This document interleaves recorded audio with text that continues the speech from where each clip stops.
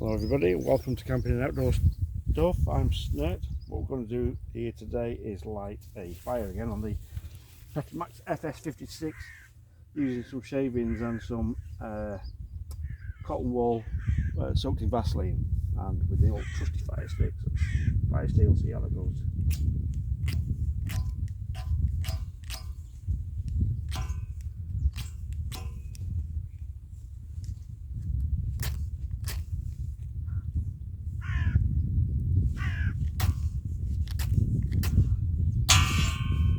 Goes.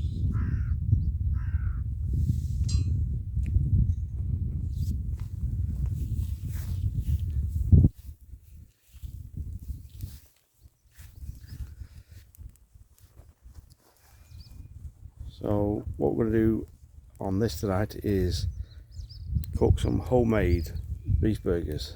So we're going to do a video on the burgers, but that just show you how easy it is to get the fire going using Vaseline and cotton wool and a fire steel.